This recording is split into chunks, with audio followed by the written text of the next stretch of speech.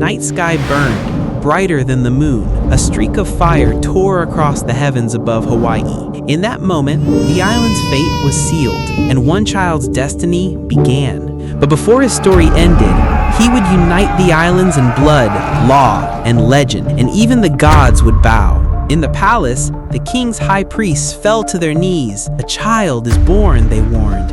"He will slay chiefs, take every island, and rule alone." The king froze. This wasn't just any child. It was his nephew, blood of his blood, and threat to his throne. And the king would spill blood to stop him, starting with the child's own. Before the boy's first cry had faded, the king's warriors rode north. Orders: find him, kill him, end the prophecy before it begins. But whispers outran the soldiers. His mother wrapped him in kapa cloth and placed him in a kinsman's arms. Under moonlight, they vanished into the green spine of the mountains, a place of cliffs, mist, and silence. For 5 winters, the boy lived unseen. When he returned, he was tall, silent, and watchful. They called him Kamehameha, the Lonely One. Then came the test, the sacred Naha Stone, a slab no man could move. If he could lift it, the prophecy would breathe again. With the court watching, Kamehameha set his hands upon the stone and lifted it clear from the earth. Somewhere, the prophecy smiled. By his teens, Kamehameha was already a giant among men. He crushed every contest. But here, power came from mana, the spiritual force of gods and chiefs. And mana could be stolen by killing those who held it, which made the Kapu laws deadly serious. One wrong glance at a chief could end you. Then the horizon changed. White sails, wooden giants, strangers with pale skin, metal weapons, and a flag marked with a cross.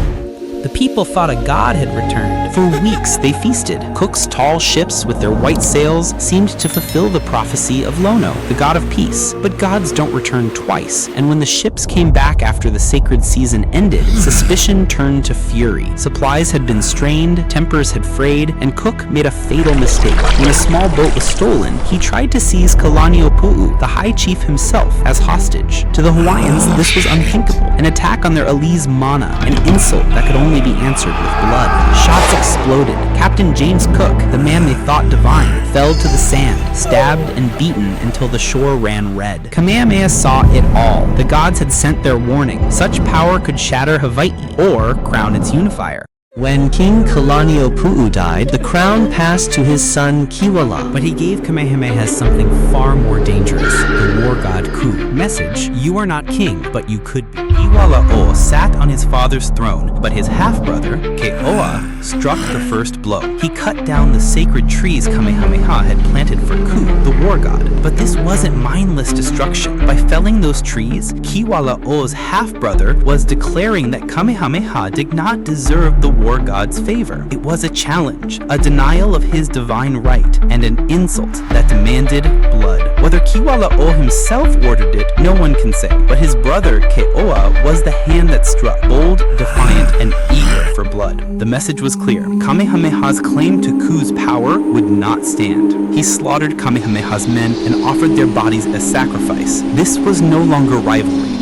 It was desecration, a holy insult that could only be answered in blood. At Kealakekua Bay, armies clashed, spears flashed, clubs split skulls. A sling stone struck Kiwala'o. He dropped to his knees, and a shark-toothed dagger opened his throat. But Keoa escaped, and for 10 long years, the island bled. Keoa, Kiwala'o's half-brother, the man who had struck the first blow by cutting down Kamehameha's sacred trees, now became his fiercest rival. He held fast to Ka'u and Puna, defiant and unyielding, dragging the struggle into a decade of war. Battles raged, victories slipped into stalemates, and neither side could claim Hawaii. Then, as Keoa led his warriors across the desolate Ka'u Desert, thirsty, exhausted, and still defiant, the earth itself rose against him. Kilauea erupted in fury. Fire tore open the ground. Poison gas swept across the desert winds. Warriors collapsed where they stood, swallowed not by spears or arrows, but by the wrath of the volcano. Hundreds perished in moments, and the people whispered, it was not Kamehameha's hand, but Pele's. Even the goddess of fire had chosen her king. 2 American ships arrived. They had not come for war, but for trade. The Great Pacific routes now ran through Hawaii, drawing foreign ships in search of food, water, and sandalwood. Among them sailed Captain Simon Metcalf on the Eleonora and his son aboard the Fair American. But when Captain Metcalf insulted and mistreated the High Chief Kameiaimoku, even striking him was seen as a grave offense. In Hawaiian culture, disrespecting a chief was an attack on his honor and mana, and it demanded blood. An insult to a chief sparked blood.